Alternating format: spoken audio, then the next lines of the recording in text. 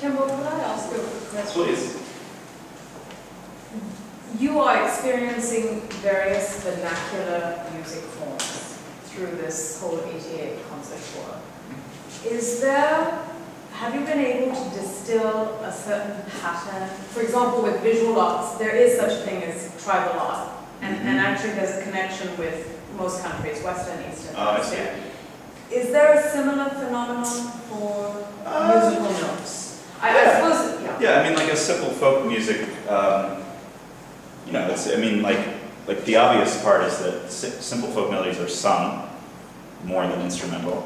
In all cultures, obviously. Yeah. Right. And simple melodies might be played on a pipe or a flute type instrument. Okay. So as far as the instrumentation goes, there's definitely a pattern.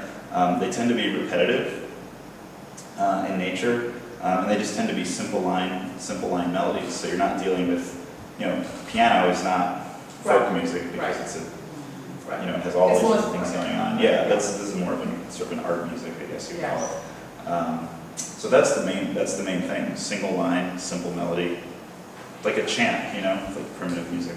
And in terms of the piano music, do you see cultural links insofar as the contemporary music that you're playing? I mean, can you say, well, this is really very different from what American composers might produce? Yes and no. I mean, you know, it's interesting because America is such a mishmash, and there's so many composers, and there's so many. No, I know, but there's so many international. Say German. Yeah, oh, there's definitely cultural trends in like new music. If you're talking about sort of institutionalized music that's coming out of schools, like for example in Tunisia, they don't teach composition in Tunisia.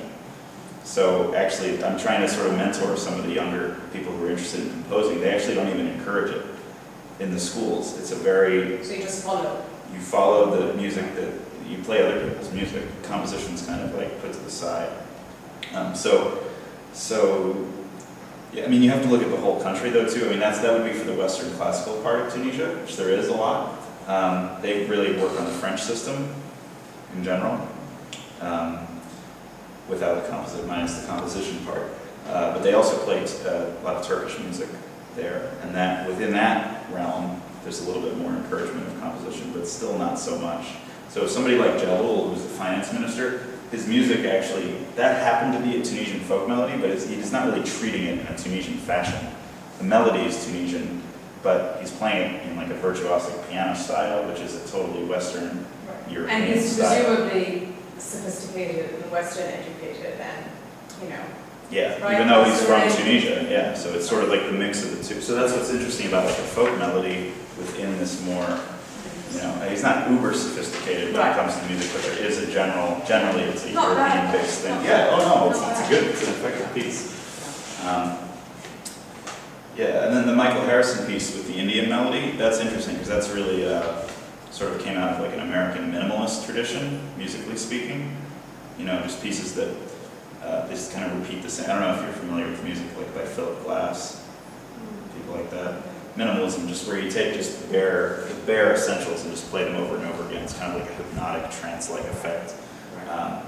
But he's combining Farsi Indian thing, which is Indian form, the Farsi melody, and it's kind of has this minimalist overtone to it too. So it's definitely like an amalgamation of styles, and that is a very American thing, just putting all these different things together. So. Generally, I mean, these are all generalizations.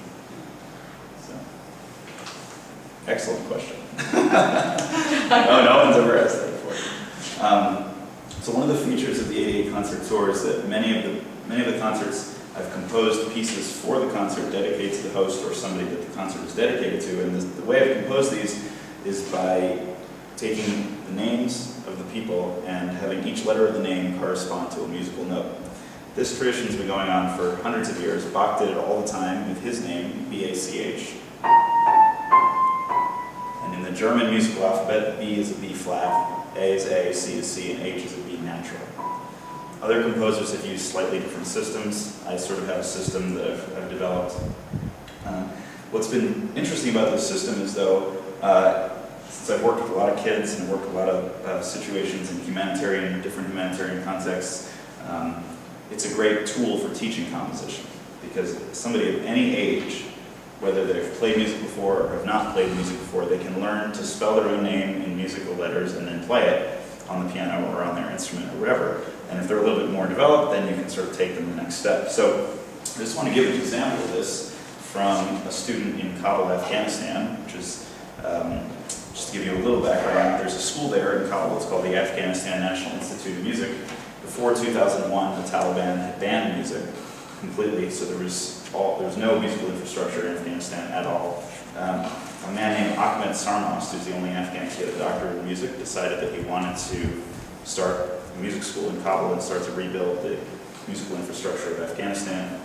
He was going around Europe and Australia trying to get some funding, totally struck out until he was at an airport, Dubai airport, I believe, and he got into a conversation with some strangers that he had just met just then at the airport. They asked him what he was trying to do. He told them about the school, and they said, well, you should write a proposal to us. We're from the World Bank. 2 weeks later, they pledged $2 million US dollars to start the school. A few months after that, the German embassy of Kabul donated 5 tons of orchestral instruments, all donated and transported by military transport. So there's a huge influx of international support. The tenets of the school are pretty much revive and sustain Afghan musical traditions, teach Indian music, which is very popular in Afghanistan, and also Western music. So they sort of open them up to the world. Half the kids, it's 150 students, half of them are orphans and street kids, and it's literally sell chewing gum on the street for $1 a day or learn to play the violin. And it's fascinating to see music in this context when the contrast between the environment of the school and the environment of the city, this war zone, is such a stark and strong contrast. Probably my favorite student there is a kid named Elham, very, very inspiring boy. He was 13 when I met him, he's now 15. He had been playing piano for about 3 years. He just got 3rd place in a piano competition in Germany. The professors there thought he had been playing for 7 or 8 years, when in fact he's been playing for 3 years. And not just 3 years, but 3 years in Kabul.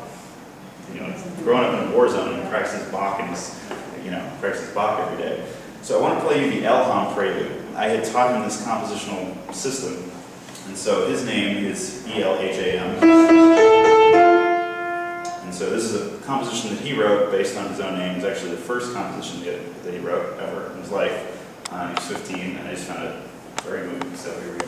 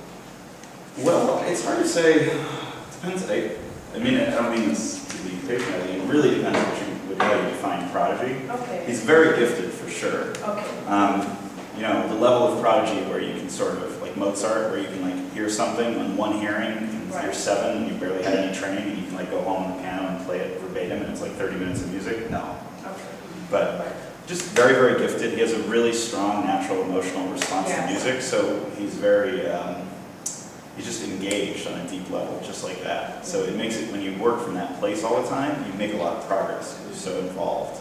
So to me, that's the biggest thing about him that makes him unusual. I was shocked when I showed up in Kabul because a bunch of kids had literally Bach and Chopin on their cell phones So one king came up to me, turned on his cell phone, he starts playing it. It's this Chopin etude. I was like, oh, can you play that? Totally shocked. Anyway, it's an amazing school. They're actually doing a tour of New York and Washington, D.C. soon, if they can pull this off. But it's supposed to happen. They have all the funding.